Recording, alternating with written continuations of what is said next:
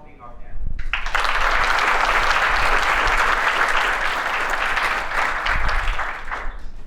All right, well, I'm going to ask each of you to lay out your vision for American foreign policy in a moment, but I want to start by briefly setting the tone for the discussion. There's still some open questions about what the Trump administration's foreign policy priorities will be over the next 4 years. And so when President Trump, Secretary Rubio, and other decision makers are looking at the global landscape, what do you think they're focused on? And I'll ask to start. Well, I think they're can you hear me? Yes. I think that President Trump and his administration are looking at two basic things: getting our foreign policy right so we secure our nation, and the Monroe Doctrine has sort of gone, look at what's happening in Central and South America. The Chinese expansion is opening the largest port in the region just last November. All of the activities that are happening in our hemisphere, you understand why he's talking about, for instance, Greenland and the Panama Canal. Sorry, we're having some technical difficulties here. I'm just going to reset something and come up to check. It's okay. So it's also about trade, getting the trade policy right. Around the world, we are not treated fairly by our trading partners. We have terrible deals around the world. I'll just give you one little example. The EU tariffs our cars, of course, 10%. We tariff theirs 2.5%. That's just one tiny example. But the trade is we want reciprocal trade, no fair trade. The most important thing is we've got to get our trade in, I would say, imbalances in a better place. The trade has to be fixed, because if we have a $1 trillion trade deficit to China, that's a danger to our country. So getting the foreign policy right, getting the trade policy right, and then lastly getting the defense policy right. If we leave an area of the world, bad actors move in, and it's a lot easier to defend and have a presence than to fix it later when things have gone bad. Thank you, Ambassador. We'll turn now to Dr. Ruger. Sure. So, I'm excited about what's possible in the future of American foreign policy, not least because of the election of Donald Trump and his appointment of Secretary Rubio, Secretary Hegseth, and National Security Advisor Waltz. Because I think that there's been a kind of important break that we've seen with the past. So I start from the premise that the last 30 years of American foreign policy have largely been a failure. It's not to say that there weren't individual successes in certain areas, and certainly we had tactical successes on the battlefields in the Middle East. But strategically, in terms of supporting our vital national interests, there's been a failure. But I think this president, and I think this new wave of people, including a lot of young people in this room, just think differently about the future of American foreign policy. And I think it was very well expressed by Secretary Rubio in his hearings, because rather than thinking about a liberal rules-based international order, rather than thinking about some of the same old assumptions, like it's always 1938, America is indispensable for every part of the world, and so forth.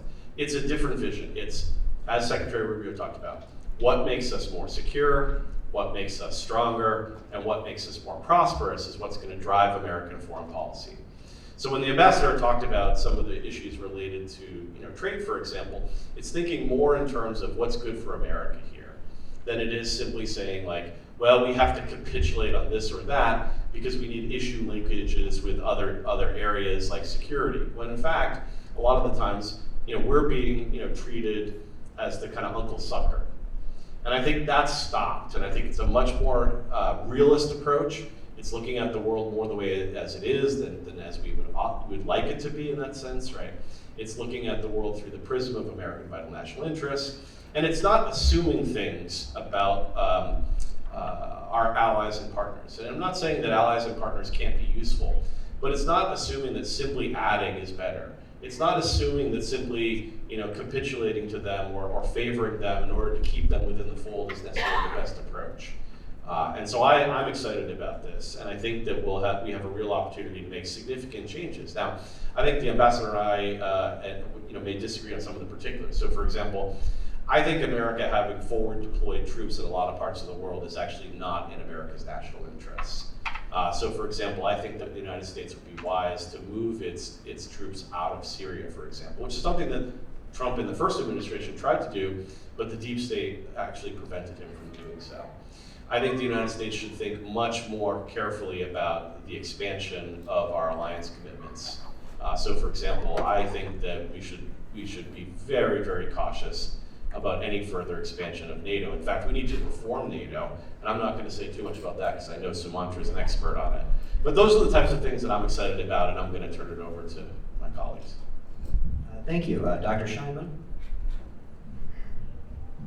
I guess we're chunking the lapel mics. Whoops, sorry if you can't hear me. First of all, Alex, thank you. Thank you to everybody on the panel. Thank you for to the sponsors. I just want to say one thing before answering the question, which is there is going to be, both on this panel, I hope other panels, a lot of debate, but I think what brings everybody here together is I think the support for free speech, debate, freedom of association, freedom of religion, and I hope values that support Western civilization, all of which that I think have not been upheld by Harvard, and I'm an alum by Harvard over the last few years in different ways. And so I really support what all of you are doing to host a conference like this and other efforts to hopefully change the culture and get leadership on the right track here and at many other institutions, because I think to Will's point, we need all of you. We need the young people to go into public service. We need you to help support, because if things aren't going great, then we need to make sure that help is on the way. And so I really do commend you for all your efforts here today, and as I'm sure throughout your time here on campus. Excuse me, a little bit of a raspy voice this morning. Look, I think there is a lot of opportunity with the new administration. I think it's actually a very, despite what the media says, a very positive looking vision. You know, when you look at how the president talks about the Middle East, you know, we focus on what he talks about, the death and destruction in Gaza and so on and so forth, but he's actually talking about a brighter future in a lot of different ways. You know, a future where there's much greater economic ties between Israel and Arab states, a future where there's far less radical Islamism, whether it's by Hamas or ISIS 2.0, 3.0, 4.0. I mean, after the first national security memorandum that organized, let's say, the National Security Council, the second one was to reinstitute maximum pressure on Iran. I think that's a good example of a policy priority. I don't think any of us has brought it up yet here, but the Western Hemisphere, Secretary Rubio's first trip, his first trip, I think, by Secretary of State to the Western Hemisphere, Secretary of State using his first trip as Secretary of State to the Western Hemisphere in quite a long time. I mean, that shows, I think, where the interests lie. I think the president's talked about, you know, great power challenges, and taking a much more forceful effort against the People's Republic of China, something that started in his first term, kind of continued by the previous administration, although not really in a lot of ways, and I think certainly on the track in this way as well. And even about Russia, there's a big debate inside the Republican Party and conservatives about what to do about Russia and whether and how to support Ukraine and so forth. But the president has come out both during the campaign and even in the early days talking about, well, if the Russians don't agree to some negotiation, we're going to double sanctions. I've talked about a few different times over the last 2 weeks already about how to reach some sort of deal where the United States might get access or investment in some of Ukraine's natural resources in exchange for continued military funding. So I actually, there's a break, I agree with Will on some degree in some things, and certainly in the way it's framed. I think the president is more of a pragmatist, more of a realist than, let's say, a number of previous presidents. But in terms of where those interests lead him, where I would expect to see still the primary focus of American foreign policy is where you think it has been for a long time, which is countering the sort of, you know, authoritarian, ideologically driven regimes that repress their own people, whether that's Xi in China and Putin in Russia and Khamenei in Iran and the sort of radical Islamist terrorist groups, and whether it is the making sure that the Western Hemisphere is ideally sealed from the pressures of these states and of these regimes, which is where I think the early focus on Greenland, Panama, and elsewhere brings in. So I do think there's a lot of opportunity, but at the same time, I do think there's a lot of traditionalism in the interests of where they lie. If I could just say something to what you said, if any of you have free speech issues here at Harvard or in a follow-on at your workplace, I hope that you won't let it go. I hope you'll contact FIRE or a conservative legal team and go after it and not let it go. Too long Republicans have really gone along to get along, and look what it's got us. But also, I know this isn't foreign policy, but we have the 2026 midterms coming up. You guys are brilliant, you're energetic, you're dialed in. I hope that you will fight to hold the House in 2026, because otherwise, President Trump will be impeached the first day the Democrats take back the House. And we have important elections even coming up this year, maybe in your state. We have in New Jersey, Pennsylvania, Virginia. So get involved if you can give a little time, a judge of elections in your state or something else. We need your muscle and your brains. Thank you. So when I was first told that I'm in a debate with Will, I thought to myself, what am I going to debate? I pretty much agree with most of the things that he's going to say. So every time he says something, I'm just going to point it and say what he said. But given that I am here to talk, the original question was, what might change in the coming administration, and what? So that question is predicated on the idea that what went wrong in the last 20-25 years. A lot of I'm assuming a lot of you are IR students, so you have read your Hans Morgenthau. If you haven't, you should go back and read. One of the core ideas of American foreign policy could be found in Morgenthau's idea of why realism happens in a great powers politics. What order are we living in? We have been living in unipolarity for the last 30 years, that's gone. It is an emergent multipolarity. According to Rubio, it is already a multipolarity, which means your relative and aggregate power declines. The moment your relative and aggregate power declines, your choices are constrained. The moment your choices are constrained, you have to have trade-offs. You have to have trade-offs means you have to decide which theaters you have to prioritize and which you don't. All of those primary questions are there to understand what kind of foreign policy you're leading into. If those questions are answered, which means you have to prioritize your theater of priority, which means the Western Hemisphere, Western Europe, Eastern Asia, where China is a rising hegemon. So these are the kind of places you have to focus on, which means there are other places which you do not have to focus on and you have to get back to. So what we have seen so far is, again, going back to Morgenthau, his idea that, an individual can say that fiat justitia periat mundus, the world can go to hell, but justice needs to happen. But a state has got no right to say that because a state needs to prioritize its theaters and its policies. We are seeing a return to that principle under Trump. For the last 20-25 years, there has been a focus on ideological expansion, wars in the Middle East, nation building and all that kind of stuff. Those things are going away, and we are kind of seeing a return to the original first principles. I think that is a good start for any conversation, I think.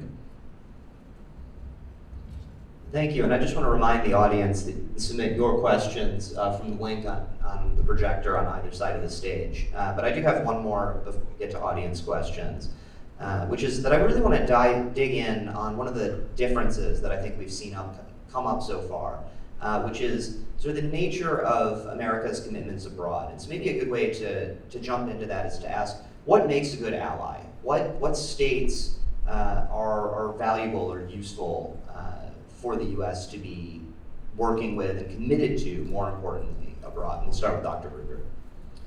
Sure. So I want to echo what was said earlier about Secretary Rubio going to Latin America, because the answer that had been traditionally given is that, well, our most important allies are in Asia, say Japan, or in Europe, the NATO countries, but particularly our relationship with the UK. But actually, I think that the most important partners and allies in the United States, for the United States, are in the Western Hemisphere. And I'm an old-fashioned believer in the Monroe Doctrine. This should be our sphere of influence. Now, that doesn't mean we have to act like a rogue, right? We can find ways to help improve the security of the Western Hemisphere, find ways to help improve through, I think, things that are good for the United States, of course. We're not going to be altruists, but things that could improve quality of life in Latin America, that also improve the quality of life in our country, and that will reduce some of the burdens on illegal immigration, for example, which would be great for us. So there's lots of opportunities in the Western Hemisphere. Those are our closest partners, and they are also part of the West. And I think that we should privilege that, and we should have been privileging that. We should care more about Greenland, we should care more about Panama Canal, we should care more about what's happening in Central America than we should be with sorting out, who owns the Crimea, or whether girls are going to school in Helmand Province, Afghanistan. That's just not as important. And it's like Sumantra said, and like J.D. Vance, Vice President Vance talked about, right?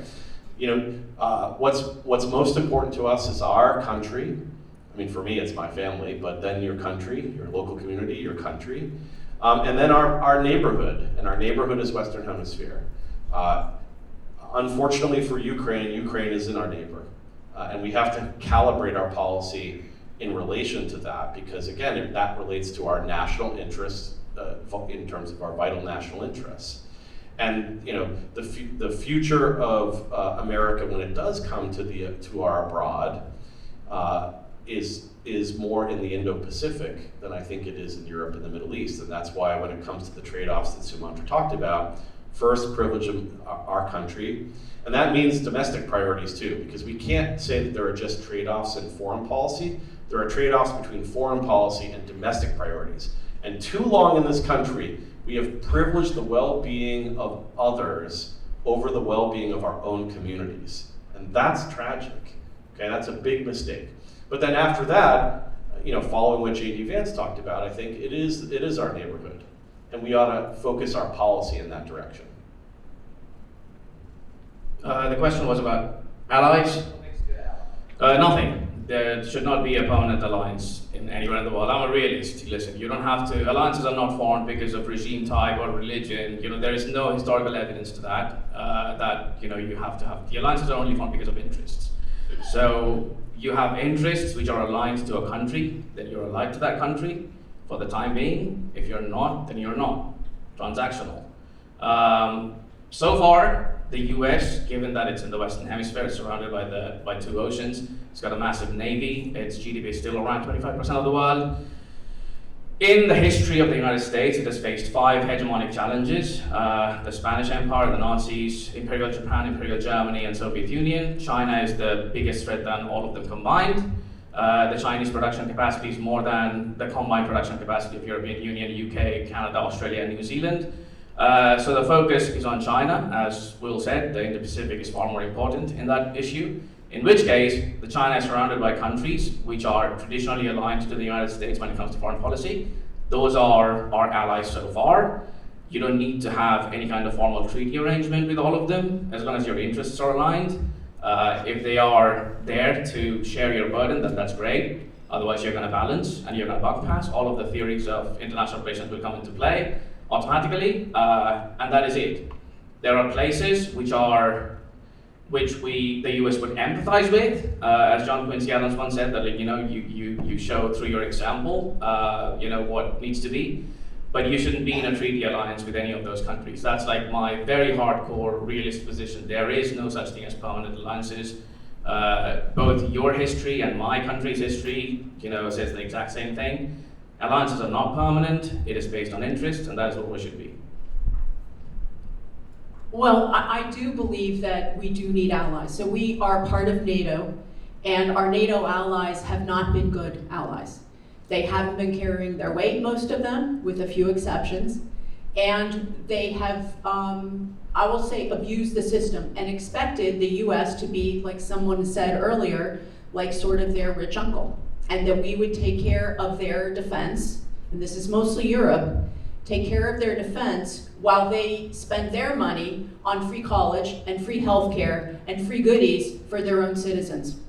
So while we're paying for their defense, they're getting goodies domestically, while the US citizens who pay for their defense don't get free college and free healthcare, et cetera, et cetera. So it's an unequal alliance. And President Trump rightly worked to equalize it in his first administration. He got about $400 billion toward the NATO alliance from our NATO allies, helping them, but still, most of them cannot defend their own territory, and that's Article 3 of the NATO Charter. They have to be able to defend their own territory. And that brings me to Denmark, which the kingdom, which has Greenland. President Trump says, we're gonna secure Greenland. Well, Denmark can't afford to develop it or defend it. They can't even defend Denmark itself. The Nazis took them over in a few days, and they would do so now. So our allies, if we're gonna be in an alliance like NATO, they have to step up and carry their own weight. And it's going to mean, President Trump has said, 5% of their GDP toward their defense. They're going to have to make hard changes, and they're going to have to tell this to their citizens, because we do want NATO to succeed. I believe we need NATO. But I also think that if you look at alliances, the trade alliances, I talked earlier about how they're unequal, they're inequitable, we don't have fair and reciprocal trade. Well, we're going to be working on that under President Trump's leadership. We saw he threatened tariffs on Russia and on Mexico and Canada to get them to do something like secure the border and stop the fentanyl. The number one killer of people, of most of you in this room, is fentanyl. It's chemical warfare by China on the US citizens. So we're at war, but it's a different kind of war. So we do need our alliances, and we need our neighbors to be good neighbors. And I agree, the Monroe Doctrine is important, and we haven't been tending the garden of our backyard, South and Central America, and we need to do better. So what makes a good ally? What does not? All right, I'm going to try and maybe if I hold it further away. What makes a good ally, and then let me expand that a little bit about what the purpose of an alliance is. So what makes a good ally, I agree very much, it's shared interests. You know, at the end of the day, shared threats, shared interests, and so forth. What makes it easier to work with an ally, I do think, is shared values, because I do think it allows to build a bigger trust, and that's over the long term. And so while alliances can and ought to be many times totally transactional, I don't think anybody was opposed or would be opposed to the American alliance with the Soviet Union during World War II. It certainly helped us defeat what we jointly saw as the greater threat. And then ultimately, obviously, after the war, if during the war we partnered with the Russians to defeat the Germans, after the war we partnered with the Germans to try and defeat the Russians. So that is normal in a lot of ways.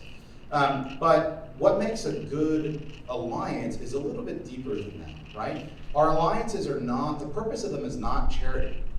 Like, we don't ally with, Finland or the Czech Republic or the British or the Japanese, whatever, out of charity to them. We ally because it isn't in our interest. We choose to defend them if they are attacked because we feel it's in our interest. And I hate to say this, even if they don't think it's in their interest, if we believe it is in our interest, then that should take priority. That's what's so odd to me sometimes about the discussion about buck passing or lack of burden sharing, which I agree that they should all be spending a lot more on their defense, and I wish we had a lot more allies like Israel, Korea, for example, that spend a lot on their defense, take seriously their conscription, and fight for themselves along the way than a lot of our European allies. That's totally true. But the way to suggest that if they're not paying the bills, it's almost it gives them a veto power on our interests, which is the opposite of America First, and it's the opposite of being realistic about what's going on. We can have a debate about whether we think Ukraine or the total territorial integrity of Ukraine is an American interest or not. We totally, obviously, we have been having that debate, let's say, over the last few years for sure. But in this case, the Ukrainians are obviously fighting, so they're actually not a bad partner. They're fighting incredibly hard. And I don't know what the number is, but if you were to measure which European country is spending the largest share of its GDP on defense, it is the Ukrainians by leaps and bounds, unfortunately, given the circumstances. A lot of it is our money, for sure. And I would argue, again, it's a question of what's worth our interest. To me, it's pennies on the dollars for what we're getting for it. But my point more is, we need to decide what's in our interest, determine our priorities within that, and obviously how much we can and can't spend according to it, and rank them in that way. But that's different than saying, oh, well, because some country or some leader is not serious about the lack of hostile control of their own country, doesn't mean that we say, oh, well, then it doesn't matter. It's either in our interest or not, and that to me is the fundamental point of kind of alliances. And if I could just say about your mention of trust, I think trust is the most important thing. And if we look at what DOGE is doing in the US government right now, it's restoring trust of the American people in our government, and that's pretty exciting. Yeah, so I just wanted to add one thing, because the question I think that Alex asked is a good one, what makes a good ally? But I think it's important, and Sumantra kind of touched on this slightly, and I want to add to that, which is, what are the problems of alliances? Because in the conversation about foreign policy, if you go on the Sunday morning talk shows, right, they're going to ask you about, well, clearly our alliance structure is critical and important, but they very rarely ask, like, what are the downsides or pathologies of our alliances? And there are common ones. I mean, if you've read your Tragedy of Great Power Politics or your Morgenthau or your Ken Waltz, you'll hear about things like not just buck passing, but things like reckless driving. So in economics, the concept of hazard reckless driving, chain ganging, these are things that happen, right? So chain ganging, you get dragged into a war by an ally that's not in your interest because of the alliance itself. Reckless driving, where because of moral hazard, states believe that you will come to their support no matter what they do, and therefore they act in ways that are irresponsible. And we've seen that in the world, both chain ganging and reckless driving, as well as the free rider problem, buck passing. So we need to be more careful about when we talk about alliances and partnerships. Again, not saying that you shouldn't necessarily have them, but we have to be, again, careful of making sure that we don't suffer the pathologies of our alliance of allies. And therefore, again, like I said earlier, think twice and think 3 times before you add new commitments, because you're only increasing the potential for these pathologies to hurt your national interest rather than to support them. Thank you. Dean, let's go to a question from the audience now.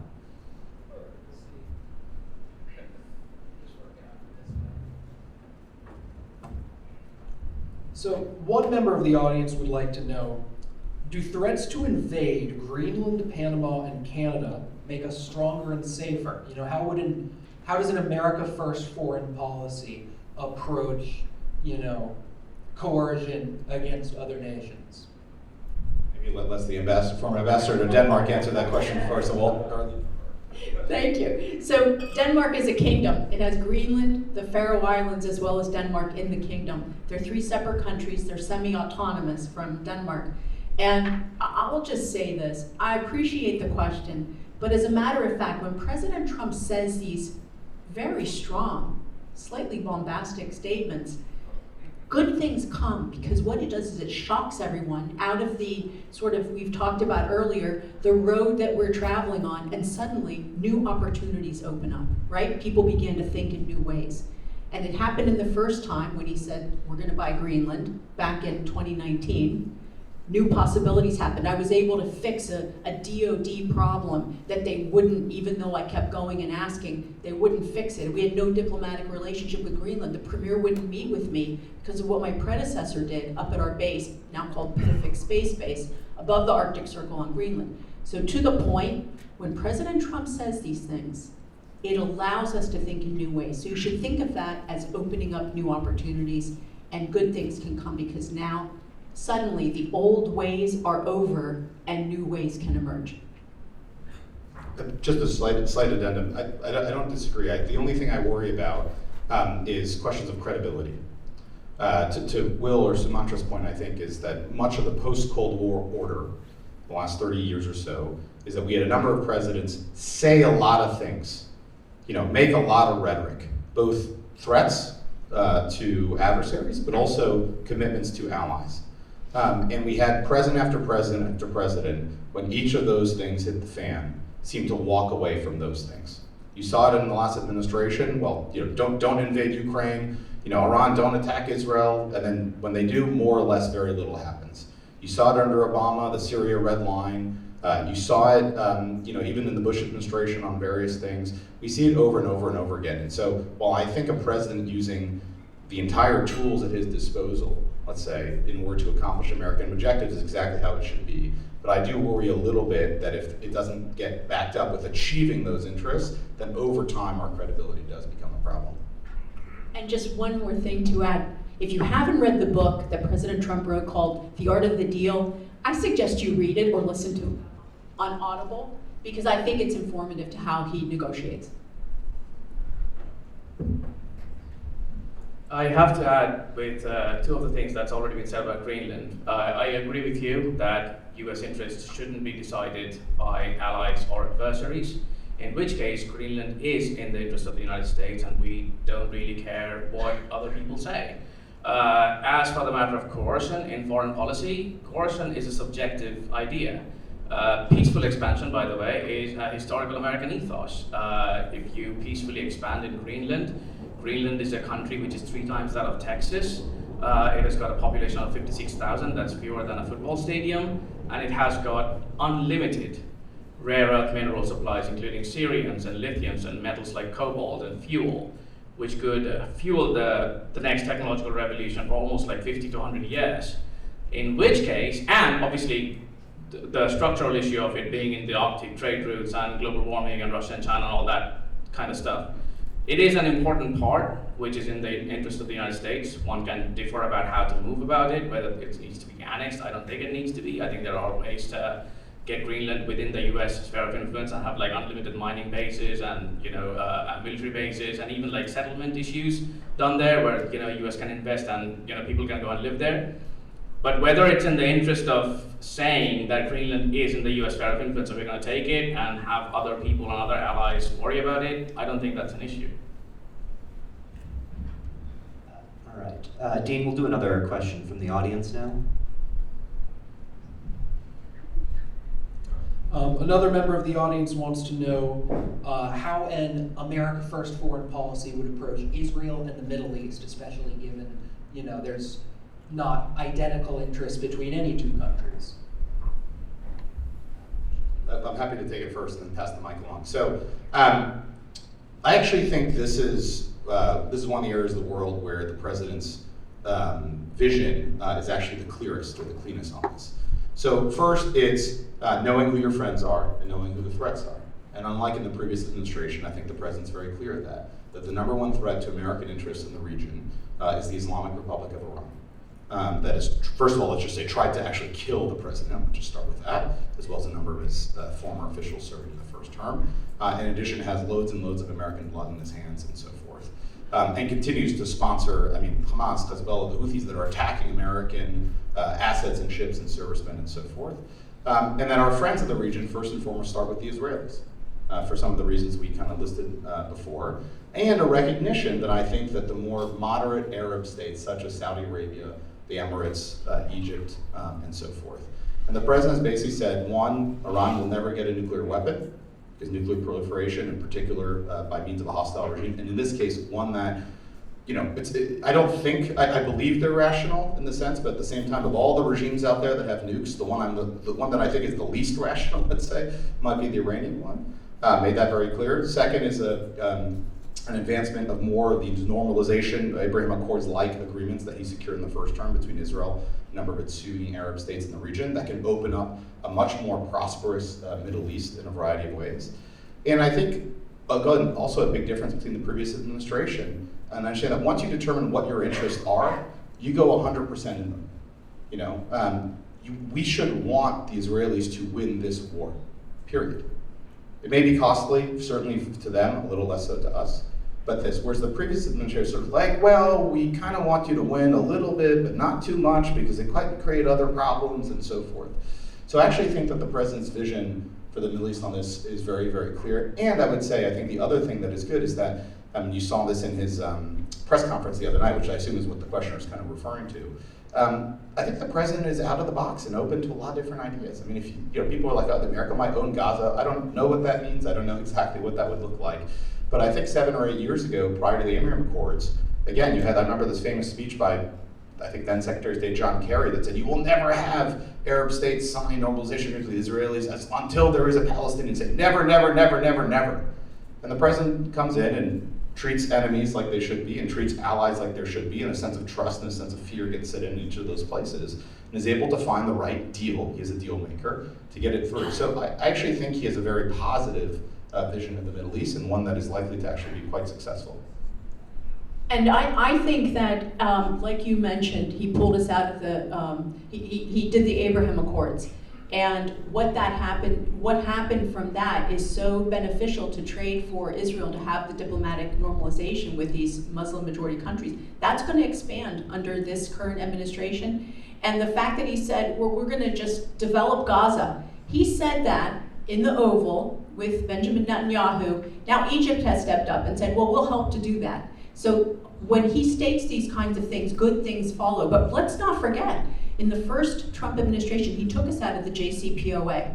Iran was on the road to getting a nuclear bomb, and Barack Obama was enabling it. And then he took us out of the WHO, he took us out of the Paris Climate Accord, he's done it again. So these are all good things because it saves American taxpayers dollars in both cases. It saves American jobs in the case of the Paris Climate Accord, but in the WHO, they failed at their mission set. let's just state it, they failed at their mission set. So his foreign policy is robust, it's muscular, and it's going to give you all in this room a more glorious future. So, what should be the US posture in the Middle East, as the original question was asked? The US has got 3 core interests in the Middle East. Dan Caldwell and I, as you know, wrote a paper on that one. One is free trade routes and free sea routes in the Red Sea. Number 2, to stop hegemon in the region, whether it's Iran or someone else, Turkey, for that matter, our NATO ally. And number 3 is to stop terrorist organizations affecting US interests in the region.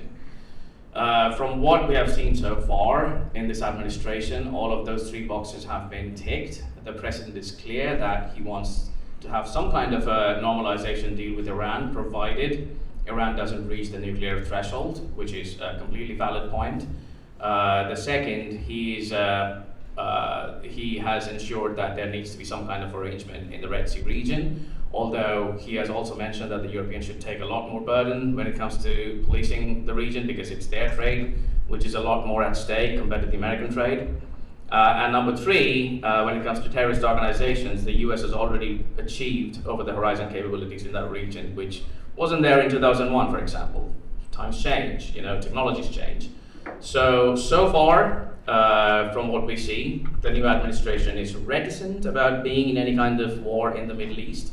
In Tony Blair's squad, famous conservative, Tony Blair's squad, we have tried invasion and nation building in Iraq, it didn't really work. We tried non-invasion and non-nation building in Libya, that didn't work.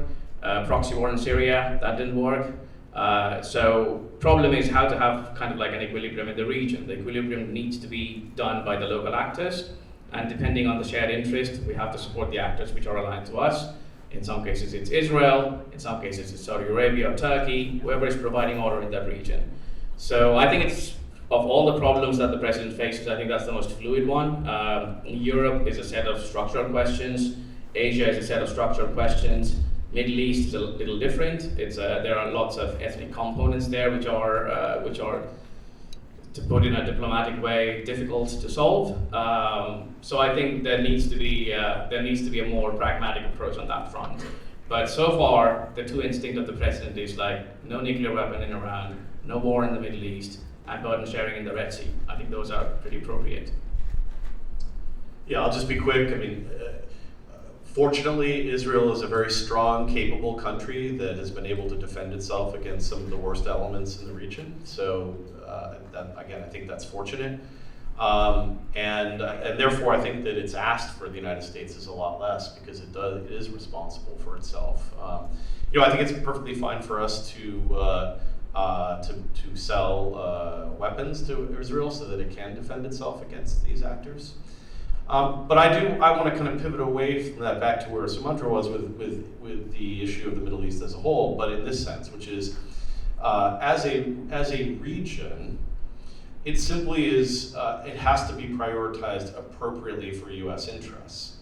And back to where I started, if you think about, if you will, the kind of 4 major areas of the world that the United States cares about. First is the Western Hemisphere, I think, and then you have Europe, the Middle East, and Asia. Of the latter 3, the Indo-Pacific or Asia is the most important for us for the next century. And that means that you're going to have to make trade-offs. And whether we're in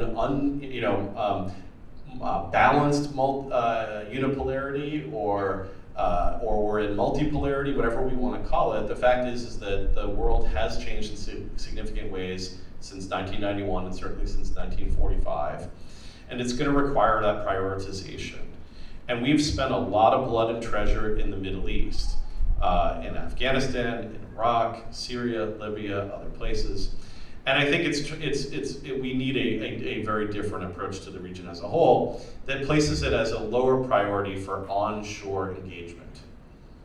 Because again, I think I think Israel is clearly going to secure itself against its dangers, and I believe that our primary interest is making sure that we have freedom of lawful navigation in the area.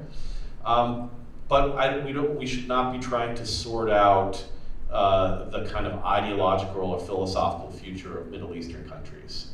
It's a fool's errand in the first place, as we saw in Iraq. Little Thomas Jeffersons are not going to spring out of the Arab soil. And it's going to take hundreds of years for that to happen, if it ever happens. I mean, people forget that the history of Western Europe was not one in which, like, there's the fall of the Roman Empire, then suddenly we have liberal democracy, right?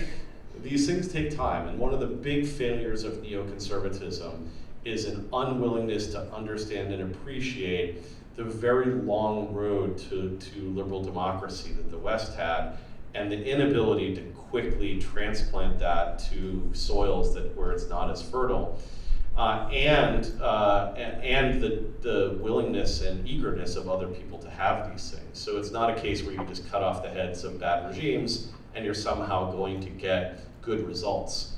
Sometimes you can have a regime have its head cut off and you get something worse. So witness Egypt. That wasn't good for us, it wasn't good for Egypt. And so it wasn't good for us, wasn't good for Egypt, and wasn't good for Israel, right? So we have to, again, be careful. So again, we should have a less ideological foreign policy. It should be based on our interests, and we should appreciate that those are relatively limited in the Middle East compared to other regions of the world. Just two points, and I hope you'll respond to them after that. So one is on the first point about the relevance of the Middle East, or how the Middle East relates to other things. So during the Cold War, the Middle East mattered immensely. Why?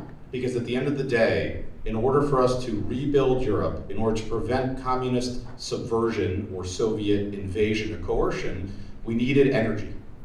And that is why the oil supplies and ultimately the gas supplies of the Middle East are so critical, because if it weren't for those, where was Europe going to get its source of energy, right? So that was one. And the same thing happens today on the defensive mechanism. If we believe that the Chinese Communist Party, the People's Republics of China, pose the greatest threat to the United States, to our lives and livelihood, then what are the things that we could do to try and prevent or frustrate its ability to conduct those threats? And one is be able to control or potentially hold debate or deny the significant energy supplies it needs in order to power its growth and so forth, which still predominantly come from the Middle East.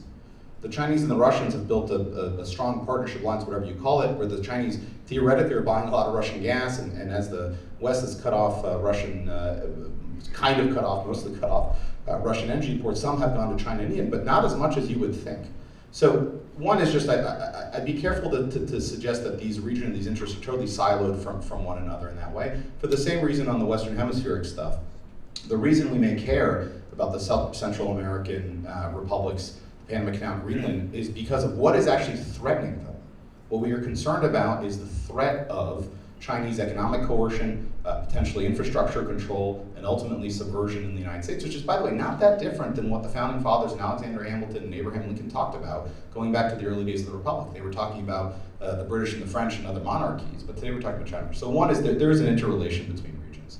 The second, on the ideological nature of things. I don't think there's any, in many ways the previous administration is the same way. I don't think anybody's calling for regime change or nation building. I think the closest we've maybe had that is President Trump 3 days ago, calling for regime change in Gaza and nation building in Gaza by the United States. Although, again, it was a vision. Let's see where that goes. So I think that was an important debate, obviously 15 or 20 years ago, in the post 9/11 days in the Bush administration, where that did obviously dominate our foreign policy and so forth. But I don't see where it is today. So I'd love for you to react to that. And more pointedly, question is, do you think that the United States should not be pushing for regime change in Gaza, for example, which is the American position today? And I just wanted to add, I disagree with some of my fellow panelists about our relationship with Europe as well. I think that's a really important alliance. It's actually the most powerful alliance in the history of the world. And I don't think you can go it alone in the world. And we do need those open sea lines of communication around the world, and they're the most able to help us. But we do have to rebuild our Navy to actually have these open sea lines of communication. And I'll also say that maybe some of you in this room want to help us with one of the most big challenges as we look at China and the fact that they control most of the rare earth minerals excess and processing. And this is essential to our national security. It goes into most of our military equipment, every cell phone you own, every electric car battery. And the pharmaceutical precursors are mostly coming from China as well. So those are things you could start to think about. We have to control those for our own national security. So it's foreign and national policy. Yeah, just quickly, I mean, look, I just think you're wrong about the history of the Middle East here. I mean, until the Carter Doctrine, the Middle East was, I mean, in a way you could say everything is important, but until the Carter Doctrine, and even after that, you could argue that we had still privileged the two major industrial regions of the world, which were East Asia, particularly our relationship with Japan, and its importance with South Korea and others to balance Soviet power in the region, and Western Europe, which was considered the most important theater. I mean, even when we had the beginning of the Korean War, what happened? We quickly pivoted to changing our policies in Europe because we worried about that theater being the most important. So the Middle East just was not, it was clearly a far third in terms of those three areas of the world. Again, it doesn't mean it wasn't important, and I'm not saying that these things aren't important to one extent or another. It's about how you prioritize and make trade-offs. And again, I think our best approach to the Middle East is to continue to support Israel to the extent to which it needs it, which is, again, because it's so strong, it's able to secure itself in a dangerous neighborhood. And then to be offshore and make sure that we avoid the kind of siren song of engaging with boots on the ground in a way that has any kind of serious footprint. We can use over-the-horizon capabilities to deal with the challenge of terrorism. We saw that. I mean, again, and when you say like people aren't interested in a regime change, I mean, and it was 15 years ago, that's just not true either. I mean, in 2001 and 2001, when it came to Afghanistan withdrawal, first by the Trump administration with the Doha Agreement, and then, 2021. First with the Doha Agreement, and then with President Biden actually withdrawing, you had a lot of activists across the spectrum of the foreign policy establishment saying this was a huge mistake, Americans were going to be killed because of this, we need to continue our generational project in Afghanistan, for example. General Petraeus said this and a whole litany of other establishment figures, saying that we needed to do this. And yet, it's been a good policy result that we left, right? There have been no Americans killed from Afghan originated terrorism since we fully withdrew from that country. We are not having Americans killed every year in that country like we were before. And if that war had resumed, if we had flaked on the Doha Agreement that President Trump signed, then there would have been more Americans killed. We'd still be in that tragedy. So again, it is not the far past. And I think too many people, and I'm not saying you are, but too many people in the establishment want to say that Iraq and Afghanistan and our foreign policy mess in the Middle East is ancient history. It's not. And in fact, for people of your age, this is the defining feature of America's foreign policy, and you look at it and you recoil and say, we're not doing this again. I think the president knows more about how to deal with Gaza than I do. Well, I want to add one thing to Ambassador Sands mentioned about Europe. I think Europe is definitely very important. I think there needs to be NATO in its original format was a very good alliance. What has happened since then is we tried to institutionalize peace in Europe. Europe has never been united or peaceful other than a balance of power. The moment you try and institutionalize peace, it's a big region, you make that entire region into one single whole. The Western European interest is buck passing and free riding, the Eastern European interest is chain ganging. Who's taking the burden at that point of time? The Western Europeans are not doing it. If we are putting troops out of England and putting them in, for example, Lithuania, why would Belgium spend more money on defense? They won't, because that's not in their interest. So NATO in its original format, as a detached offshore balancing, kind of alliance where the US is based as a last resort, works fine. But the moment you try and institutionalize that peace and bring hegemonic peace on that continent, It is we who are paying for it and they are not. And that is not going to change because it's a structural thing. If I was a German, and if I see American troops and British troops based in Lithuania, I would be happy about it. You know, I won't have to pay for that because my biggest threat, Russia, and my frontier is expanded east, and there are foreign men who are guarding my frontier. So obviously, it's not in their interest to spend more money if we are the ones who are guarding them. But if we have a treaty alliance with them where we go in their defense once they're attacked, but other than that, we are not there and they are the ones who are defending it, that works fine. And that is how it used to be. And as for the ideology of NATO, Salazar's Portugal was a founding member of NATO. You know, if that was a democratic alliance, and I mean Turkey and Greece, for example, Cyprus. So again, there is no historical evidence that you need democracy or you need the entire continent to be in the US interest. You can be in an alliance with European states. Western Europe, as you mentioned, is the most important region. You know, even now, you know, even though they're declining, their finance is still higher than the rest of the, the rest of the continent. I think there are important regions and alliances in Europe that needs to mention. We shouldn't try to institutionalize peace. We shouldn't try to regime change Eastern European countries. We shouldn't try to promote rights and all this kind of nonsense through USA. That is not in the US interest. I think Americans have been shocked by the regime change that was going on through USAID, right? But President Trump had a plan to pull us out of Afghanistan, and we wouldn't have lost any US servicemen lives. The fact that no one in the Biden administration resigned after that outrageous and deadly pullout that he conducted is shameful on them. And lastly, President Trump had a plan to keep the Bagram Air Base. That's a multi-billion-dollar base that is now controlled by the Chinese Communist Party. I think we've got about time for one more question. I want to pivot a little bit, but I know this is something a few of you wanted to address that we were talking about before the panel, which basically boils down to this question. Are our universities teaching foreign policy the right way?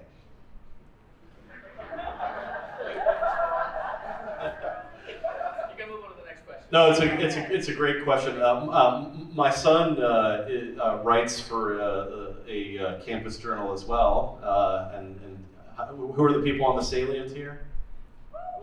All right, great, yeah. I love, again, clap for you. I love campus newspapers. It's a great way for you to kind of get into the fight in a way and learn the skills of contributing to our discourse. And my son wrote a piece in his campus newspaper, the Ren Journal, about, it was a little spicy. It was about something like, if President Trump wants to change American foreign policy, he needs to blacklist the IR majors on campus because they weren't teaching appropriately, right? I think it's important. I was a professor for most of my career, and I do believe that as a professor, you should not teach your ideology. I think that's a mistake, and that's one of the problems of the modern campus, is that you've politicized education so much that you're not teaching the kind of broad traditions of political science and international relations. So my answer to the problem of the fact that maybe they're not teaching enough realism, they're teaching too much of they're teaching too much about soft power or liberal institutionalism or other types of isms. My answer to that wouldn't be to not teach those things, because students need to be exposed to the whole range of ideas, including the ones they disagree with. I think, though, that they're not maybe teaching some of the older traditions, or teaching it fairly, or emphasizing it as much as they ought to. And I think that's important, is to bring back balance to that curriculum, rather than just trying to kind of throw everything out that they're doing now. So I would favor, I think, a return to a kind of a broad liberal education in the best sense of that word, is the way to save education. Not simply substituting, say, conservative or Republican or even realist views as the only thing that you teach. Yeah, I don't know. If I start talking, I won't finish. I was an academic as well. I left academia, and I'm much more happy because of that. If you remember a few years back in the other university, Yale, Beverly Gage was the historian who was the lead of the Henry Kissinger Fellowship or something, and then she resigned in protest because Kissinger was invited to talk. If you are teaching international relations and you're resigning because Henry Kissinger was invited to talk, your institution needs to be burned to the ground. So that is my very moderate opinion about academia and IR. That's where I should stop because I don't want to jeopardize my career. So when I was the U.S. ambassador to Denmark, shortly after I got there, I went to an event for the Crown Prince's Trust. He's now the King of Denmark. And at that event, there was an esteemed speaker from the Kennedy School come and talk, and he told the Danes and all this illustrious gathered people, audience from around the world, that they shouldn't have trusted President Obama, they shouldn't trust President Trump, and Denmark should go it alone. So I rest my case. Well, first I'm going to say my fellow panelists urging to burn Yale to the ground, I think it was probably catnip to this audience. So I don't think anybody's going to run you out of this institution. Yeah. Look, I was a government major, government concentrator here. I also did a PhD in international relations. One of my former professors, Professor Rosen from the government department, is here in the back. And he's probably a better person to answer this question than me. I actually think the problem is the teaching of theory over the teaching of history. It's not the teaching of one theory or another theory, while I agree with some of the points that Will was making there. The teaching of all theory, it's at the behest of history. I can tell you even in the PhD departments, if you go down that road, it's pretty rare to actually study substance. It's really pretty rare to study things applied. There are so few military history programs that still exist in this country. It's better in the UK, but there's still so few that exist. The study of politics or diplomatic history, military history, frankly, to a lot of the academy, seems like the study of dead white men, and that's not okay, apparently. And so this is, I think, where we would lead. I mean, theory is useful in a lot of ways to try and understand, obviously, larger dynamics or sweeps of history in different ways. And both Sumantra and Will, I think, talked a lot about IR theory in realist terms and so forth. But, you know, I was surprised, to a certain degree, nerded out a little bit when the Secretary of State used the word multipolarity. But my God, I think if, like, you know, you tried to talk IR theory to President Trump, he would be like, I have no freaking idea what you're talking about. And he'd be right. You know, it's talking about history. It's talking about how to do things. It's studying leaders, you know, in order to understand how things get done. And so I wish that was more the back to basics that a lot of our IR education should do. I think a lot of the reasons why my organization, I lead Alexander Hamilton Society, which has student-led chapters on college campuses across the nation. I think one of the reasons we've seen a lot of demand is that students are seeing what's going on in the world, and they're trying to compare it to what's in their syllabus, and they don't understand. There's, like, in our syllabus, we're told there's, you know, world peace and norms and, you know, all these things, and yet, you know, there's this war going on and now this war going on, and how do I explain that? I mean, it's just not there. So I actually would encourage some of the students here, groups here, do a survey of the you know, the intro Gov courses. Is Gov IR now still Gov 1,000 or 2,000? I can't remember what the order is, but get the syllabi and do a comparison. Or get the Ivy Leagues and do a comparison. See what's actually being assigned and compare it to what's in there in the real world. And I think you'll get a better sense of what's there.